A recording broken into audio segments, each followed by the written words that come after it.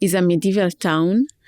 You can go inside, enter to a big gate, big door. The first door is the Porta di Bacco. I don't know if you know who Bacco was. See, Bacchus. Bacco? Yes, Bacchus. my favorite god. Exactly.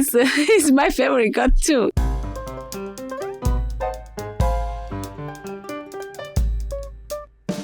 Welcome to Modo di Bere, the podcast for local drinks and local sayings. I'm your host, Rose Thomas Bannister.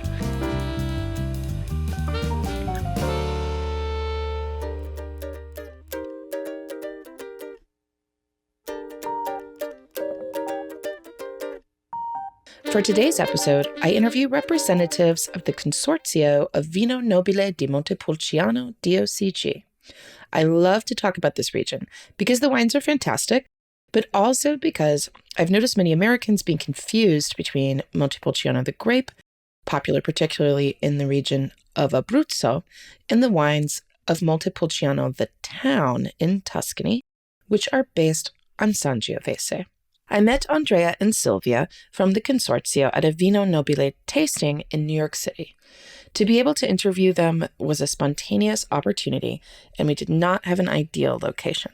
As a result, there is some background noise. Today, I'm very excited to interview two representatives from the Consorzio of Vino Nobile di Montepulciano. I'm here with Andrea Rossi and Silvia Loriga. Loriga.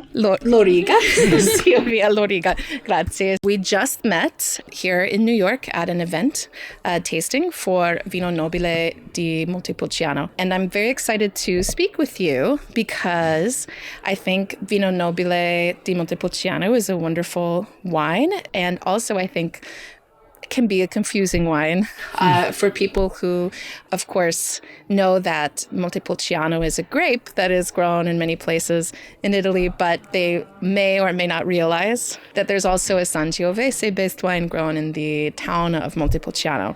It's one of my favorite areas in Tuscany and something I like to talk about. I'm speaking with Andrea. I'll let you get a little taste of his voice, but Andrea will be translated by his colleague Silvia for this interview.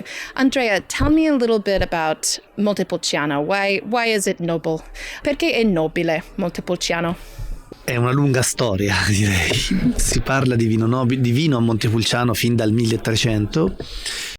Il vino che veniva consumato dai papi, dai cardinali, perfino George Washington aveva vino nobile nella sua cantina. There's a very, very long history because we always speak about Nobile and about Vino Nobile in Montepulciano. The first document we found it was dated 1350, and then we have another document of 1750 where we speak about Vino Nobile di Montepulciano. Also, the U.S. President Thomas Jefferson spoke in his book about the wines from Montepulciano, and so it's a really long history. It's a really long relationship between Montepulciano and his wine. Fantastic. Andrea, what is different about the Sangiovese from this region in Montepulciano as opposed to from other areas of Tuscany?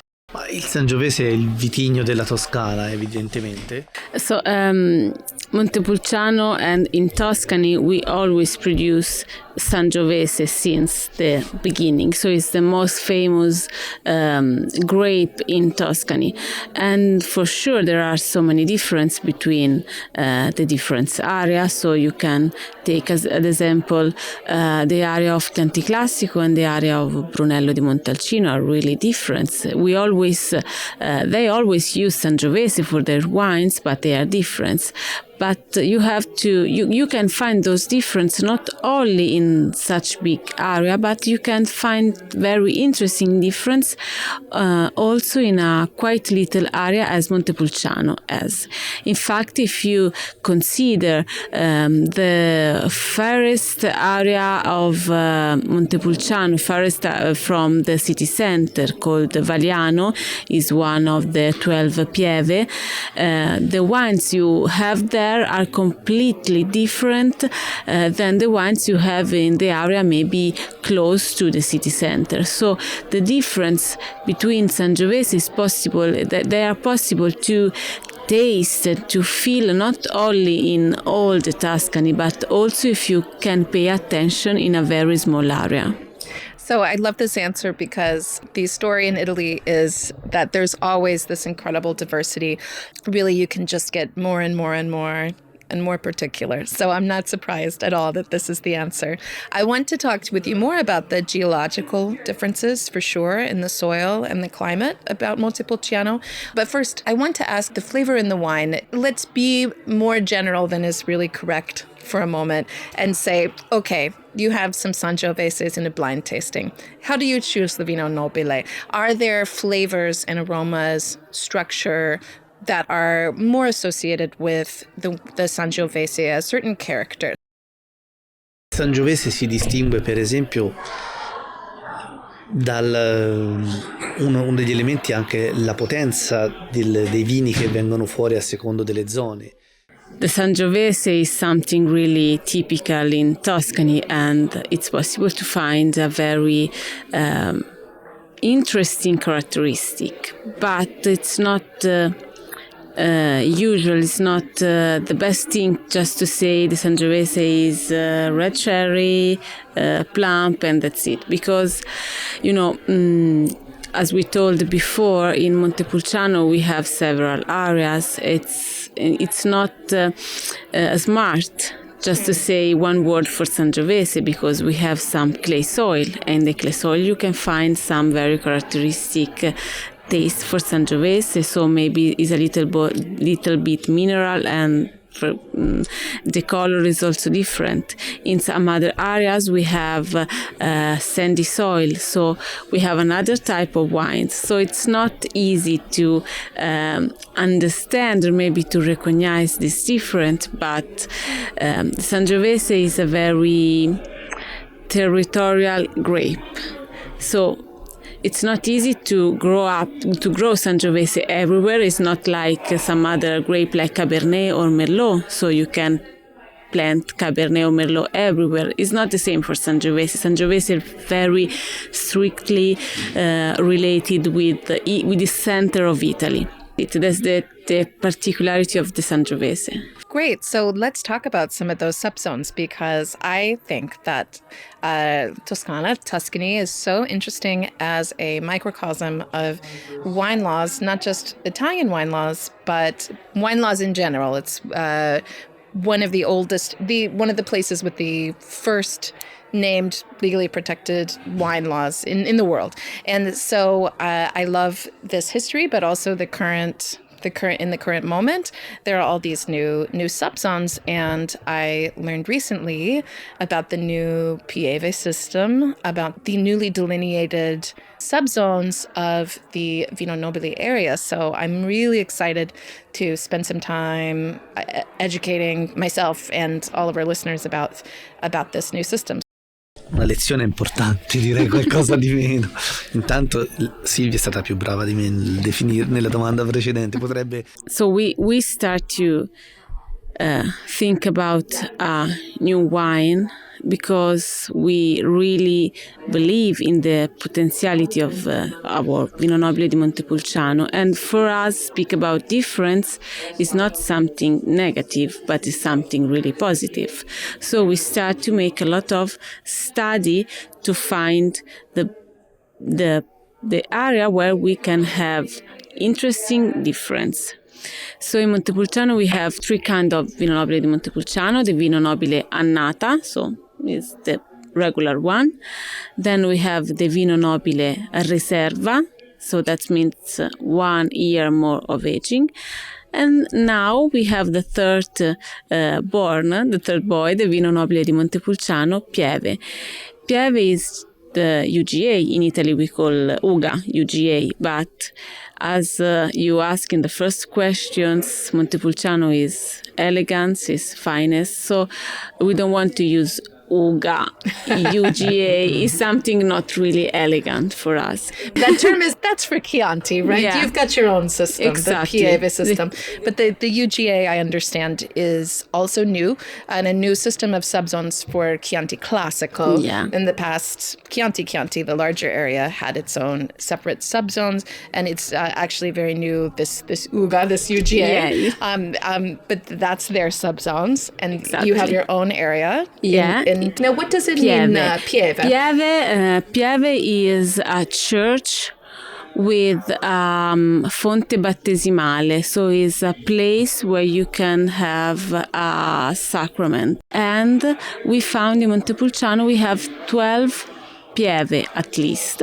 I think the English word parish. Yeah, absolutely. In the States, we have mostly counties, Yeah. but I believe the state of Louisiana has, I think, parishes instead. Yeah, so exactly. if you think of it as an area. Exactly. And this is the translation. But, okay, for the difference, but we want also to find a name we can use everywhere. Can you put the new Pieve system on the location on any of the bottles from Vino Nobile, or is it only for the highest level? No, è un percorso assolutamente qualificante per il vino nobile. Diciamo che noi stiamo costruendo la nostra piramide. Is only for the highest level, but I explain you why. You have to consider the wines in Montepulciano right now has a pyramid, and where we have at the bottom, we have the Vino Nobile di Montepulciano Annata. Then we have the Riserva, and in the highest point of the pyramid, we have the Pieve. It's the highest point, but it's also the less quantity of wine. Right. And to produce Pieve, there are a lot of strictly rules, more than the Vino Nobile. The Vino Nobile already has a lot of rules, but for the Pieve we want to have more strictly. Could you explain some of those stricter rules for the Pieve level?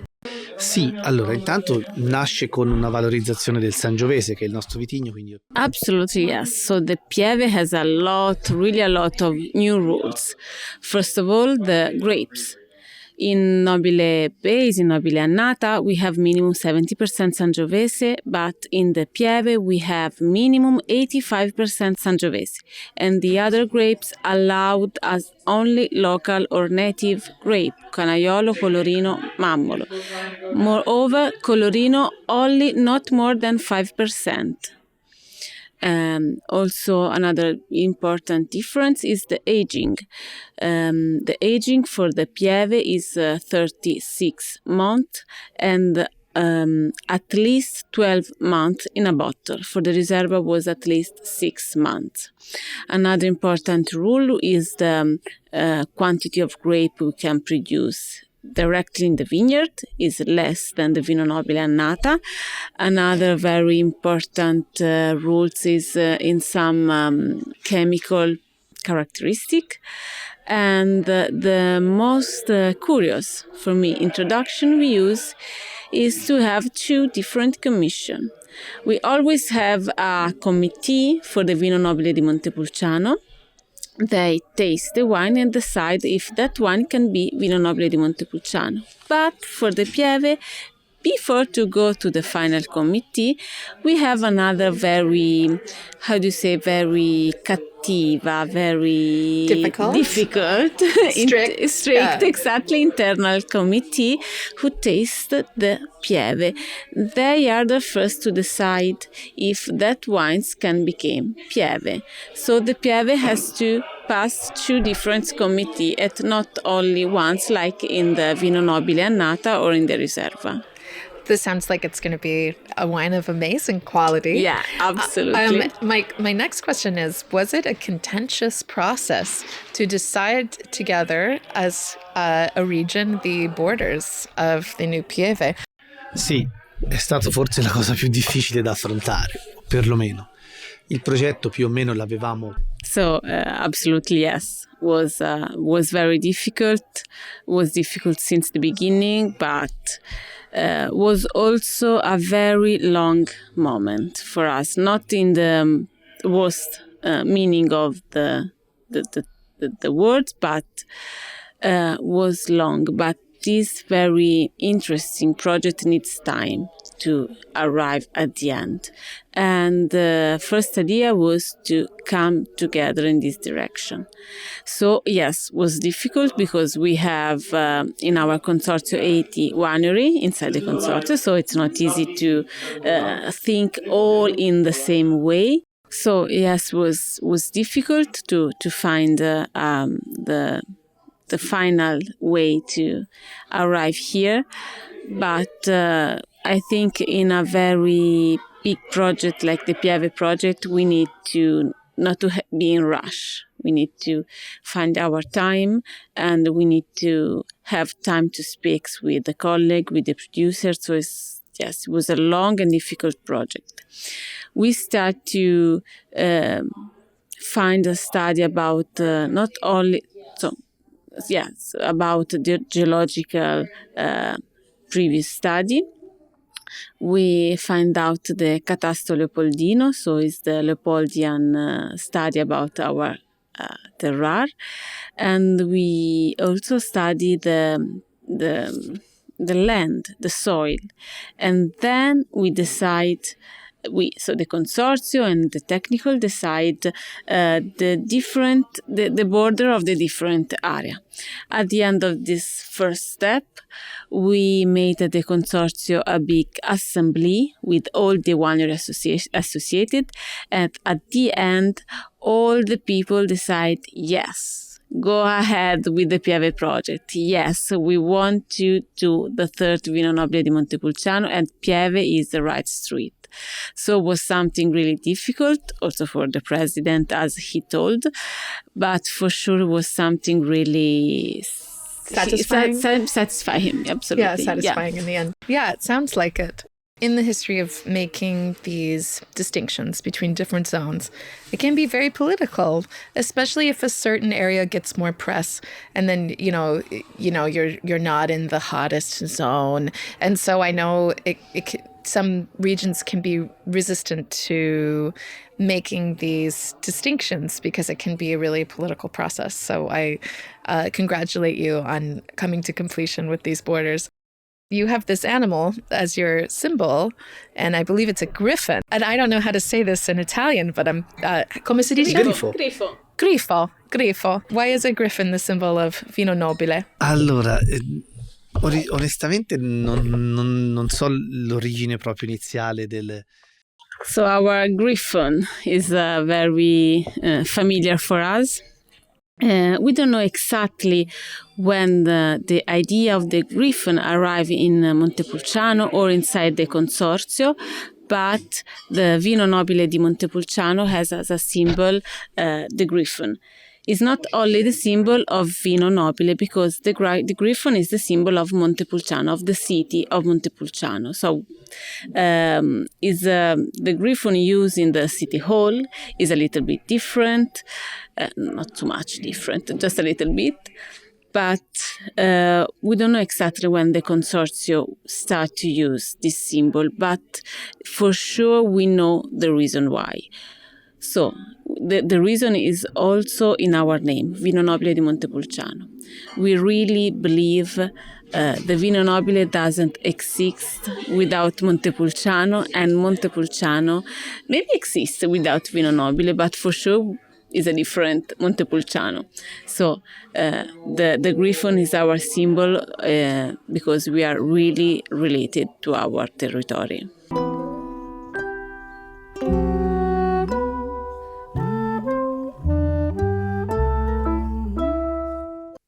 I want to say thank you so much to the new and returning listeners of the Modo di Bere podcast.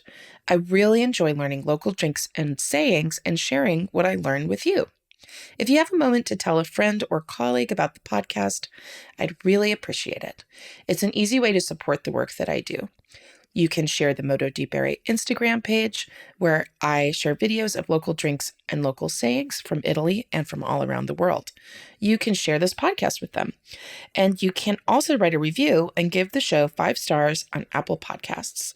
It really helps more people discover the show. Thank you so much for your support. So let's talk a moment about this, I'm sure, difficult confusion in the market with Montepulciano, the town, and Montepulciano, the grape. How have you tried to fix this misunderstanding?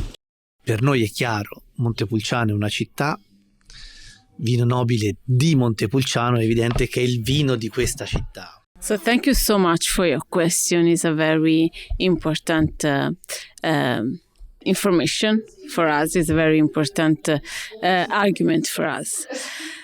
We start to think about not find a difference, but find a different way to communicate the two different wines. As you know, wines from Montepulciano, Vino Nobile di Montepulciano, is easy to understand for people born in Italy, but not for the people born all around the world.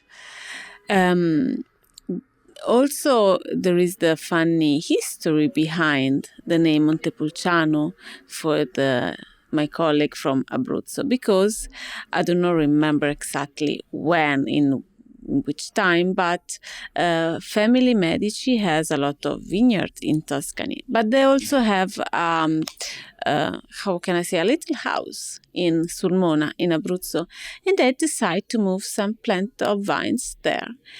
And the people start to speak about vines, the grape from Montepulciano, make the wines as they do in Montepulciano, use the grape from Montepulciano, but was a long phrase to say, very long. So in the years, it became the grapes Montepulciano.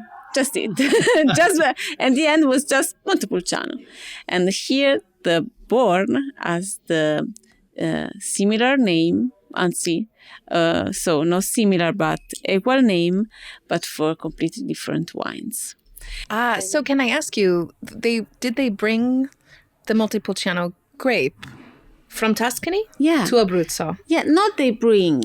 The family Medici. Name. The family Yes. Medici bring. The family Medici was from Tuscany, was from our area, and they bring their own grape in Abruzzo. So they are one of the richest family at that time in the world. With all that history, how are you coming to communicate this difference to the market now? So the beginning was really difficult, but thanks to the president, thanks to the board of direction, 2 years ago we changed. We had the first important change of our appellation. We put the word Toscana on the label, and now is something that all the producer has to do, to put the word Toscana in the label for Nobile and for Rosso di Montepulciano. So now finally we have on the label the difference of the region. For the other colleague is Montepulciano d'Abruzzo, but for us is Vino Nobile di Montepulciano Toscana. Is long, but is what we are. That's great. So since Montepulciano, the grape, is grown more in Abruzzo, if you put Toscana on every bottle, at least it can make people pause a little bit and to consider. Yeah. Okay. Yes. Do you put Sangiovese on the label? No. Yeah. No, absolutely not Sangiovese for a lot of reasons, but maybe the president is better if he... Perché non mettere Sangiovese nell'etichetta? Fatto tutti questi passaggi, la vera politica degli ultimi... No, we don't put Sangiovese on the label, but we put Toscana on the label. Also because, as we told before, Sangiovese or Montepulciano, they are grape, and it's possible to produce that kind of grape everywhere, in every part of the world, more or less. Toscana is a really strong brand right now, maybe stronger than Italy brand. So it's the reason why we want to be in our region. It's not only for our grapes, but we want to be related with the region where we are. Il nostro vino nasce principalmente come blend. Nella storia il vino nobile è un blend, quindi non potremmo mettere... Most important, Vino Nobile di Montepulciano, born and historical, is a blend. So we cannot put Sangiovese in our label because it's not only Sangiovese, it's a blend between different varieties. For sure, mostly is Sangiovese, but it's not only Sangiovese. I love this story because Sangiovese is this slow ripening, thin-skinned grape and doesn't have the stable color as some of the other grapes. So it's true, it has always needed those local blending partners. And a related question is, with the big movement towards and then away from the French blending grapes in Tuscany, what is the story right now in Montepulciano? I know you mentioned that at the Pieve level, you are now only allowing the local native grapes. Is that something you're trying to encourage? And do you see more use of the indigenous grapes in general in Montepulciano as well as is happening around the rest of Toscana? Allora, intanto il vino nobile annata rimarrà con il disciplinare che abbiamo oggi. For a long time, we use international varieties in our wine, sorry. Yes, it's something that for us is normal. But with the Pieve, we want to be more territorial. We want to be more related with our area. And Vino Nobile di Montepulciano is, since the first time, is a blend. It's always be something produced with Sangiovese and with other grape. We don't want to put a stop in the Cabernet or in Merlot. Is something that we use, we have. It's not shameless for us, absolutely. But for the Pieve, we want to be more focused on the native, on the indigenous grape. There's such a long history of cross-pollination, you could say, of the French and Italian influence. People, going back really hundreds of years. The thing that did happen was going a little bit out of balance with planting during the Super Tuscan movement, this explosion of interest in these kind of Bordeaux-style blends. And then, of course, what happened was some of the indigenous grapes, they were pulled up to plant the Merlot.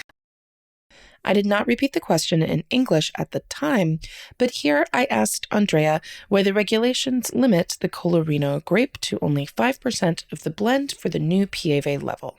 Diciamo che l'uvaggio del Colorino. So it's very interesting and very smart question. Colorino must be not more than 5%, not because it's a not elegant grape, but because in his chemical elements has something really close to Merlot. So when when our technical decide to put maximum 5% of Colorino, the reason is to preserve the Pieve from Merlot. We don't say we don't like Merlot, but we don't want Merlot in our Pieve. So to put maximum 5% Colorino means to put in a safe area all the wines, or the Pieve wines. That's so interesting. And Colorino is very interesting too, because it's not just one grape, it's a group of grapes. Assolutamente sì, ma probabilmente anche quando abbiamo fatto la scelta. We know we had a lot of different kind of Colorino. What we happened in Montepulciano, but not only Montepulciano, also in the limited area around us, when the growers needed to replant just one plant, not an entire vineyard, but just something small. They used Merlot because it was easy to find, easy to plant, was very easy to grow up. So it's the reason why they decide to put somewhere a little plant of Merlot, one here, one there, one here again. And so at the end, we find we have some Merlot in our blend. It's something that we don't, how can we say, we don't, non disconosciamo, we know is something that happened, is something that we have, is something that now is in our culture of Vino Nobile di Montepulciano. But with the Pieve, we want to came back to the origin, came back to what we have at the beginning, when we start to produce wine in Montepulciano, when we start to produce the Vino di Montepulciano, the Vino Nobile di Montepulciano. Bravi. So some of the notes that I found today in the tasting in several of the wines were notes of mushrooms, sweet herbs, sage, mint. I couldn't quite decide which. A beautiful note of sweet herbs, violet. And also I'm thinking of these cheeses with a layer of ash inside, the Morbier. They also make one in California called Humboldt Fog. I don't know if the wine really smelled like these cheeses or it just made me want to eat them. Sì, è corretto anche perché alcune note sono uscite negli ultimi 2 anni. Probabilmente...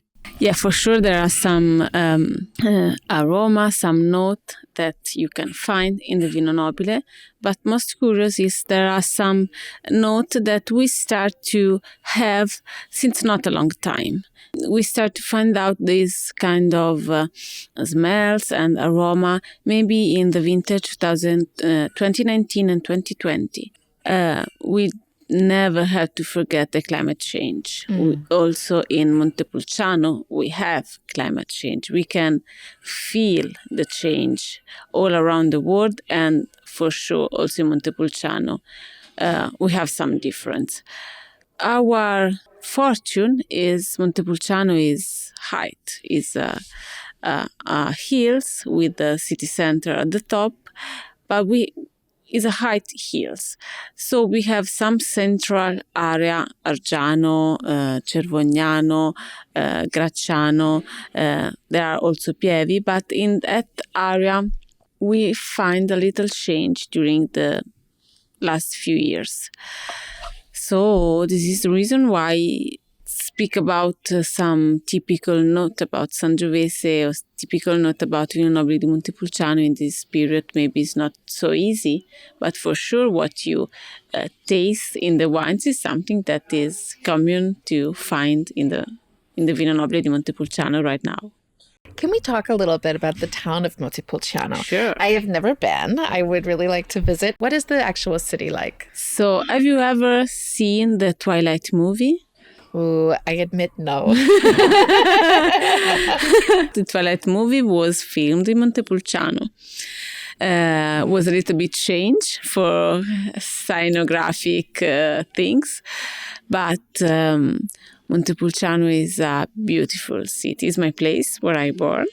It's a beautiful place. It's not for all the people because it's really high. It's really tough to start from the beginning and arrive at the really top of the city. It's not like New York City is all flat. You have to walk, come on, okay, but it's flat. No, absolutely not like this in Montepulciano. It's a medieval town.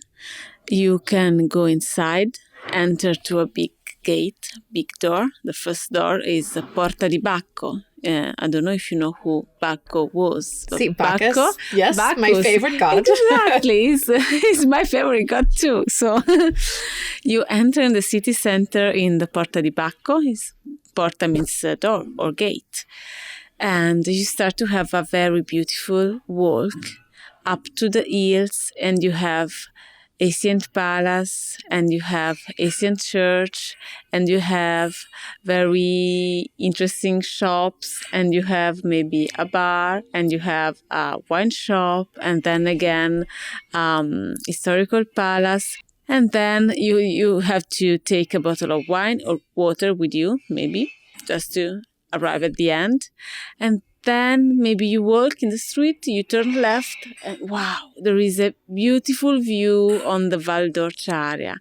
And then you continue to move very slowly because it's not easy, so very slowly. And wow, bam, another beautiful view on the Val d'Orcia. It's not a big city like New York, like Rome. But at the end of the walk, you arrived in the main square, Piazza Grande. And you have 4 different palaces. You have the cathedral, you have the city hall, you have Palazzo del Capitano, and you have Nobile Palace. So what does it mean? The main square was the place where all the 4th power of the city can link The cathedral was the Pope or the church power. The city hall was the people power.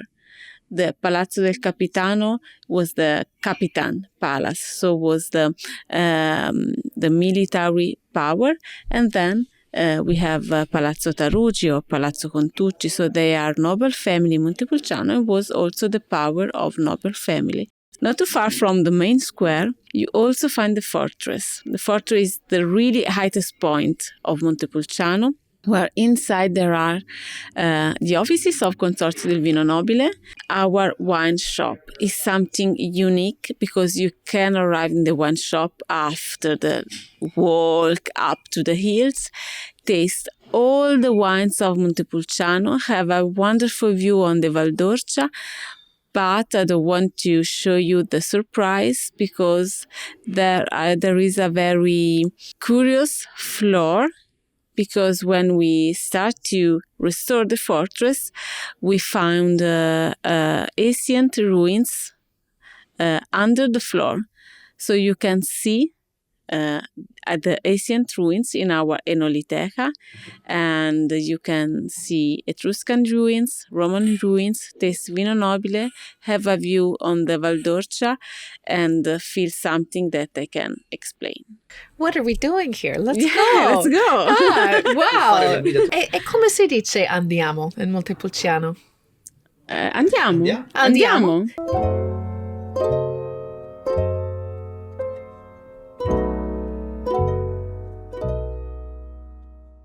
Our area of Tuscany, where Montepulciano is the place where the Italian language born. Ah, so your local language became Italian. Italian.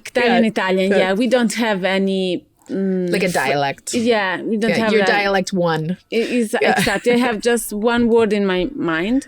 Is a local way to call boy or girl. In Italian is ragazzo or ragazza. In our area, we used to say citto or citta. It's something not really elegant, but it's something we really use a lot.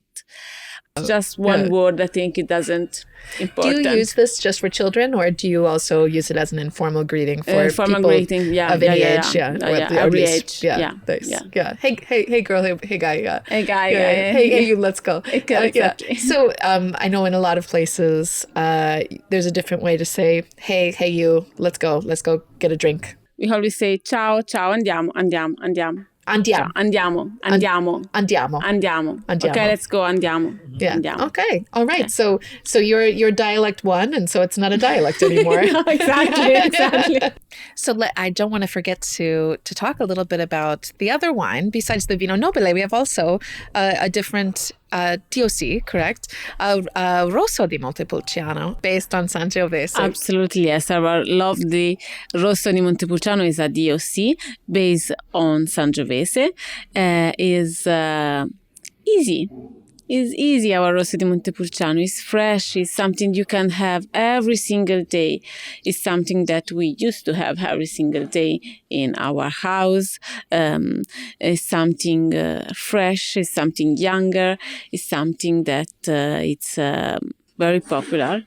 And also we are very proud of the street that Rosso di Montepulciano do in the past few years, because it's not the entry-level wine, it's not more the entry-level wine, but it's something very interesting. And also the relationship between the price and the quality is perfect right now. And the last goal we have is we have our Rosso di Montepulciano completely sold. So it's something really interesting and really important, because that means Rosso di Montepulciano find his area. It's niche. It's niche. Yes, absolutely. Are you getting a lot of value for money when you choose a Vino Nobile di Montepulciano? È evidente, noi in questo momento rappresentiamo una denominazione che è il Vino Nobile di Montepulciano, ma lo dico in maniera molto oggettiva e non soggettiva. So now we represent Vino Nobile di Montepulciano for sure. So what the president say is he speak absolutely with information of what we have on the market, and we know the price, more or less, we know the influence of the other appellation in Tuscany, but the Vino Nobile di Montepulciano right now has the really, value for money. Is absolutely balanced, is perfect, and is something that it's not easy to find in the other appellation right now. So if you are making that choice, you might go for a Vino Nobile and really get a lot of wine for your money. Yeah. No, and I think they're great. I think they're really elegant. I was so impressed with everything that I tasted today. And also, thank you so much for being so friendly and talking with me at the last minute. I was really excited to meet you both, Silvia, Andrea. Grazie mille. Grazie mille per il tempo. Thanks a lot to you. Very big pleasure for us. Thanks a lot. Is there a place on the web where people can go to learn more about your region? Sure, is our website www.consorziovino.it. Follow Modo di Bere on YouTube, Instagram, and TikTok for even more unique and encouraging drinks and language content. If you would love for the show to continue and grow, support Modo di Bere on Patreon and unlock bonus episodes. Find out more at mododibere.com, where you can also sign up for my newsletter. Music for the podcast was composed by Ercilia Prosperi and performed by the band O. You can purchase their recordings at oumusic.bandcamp.com.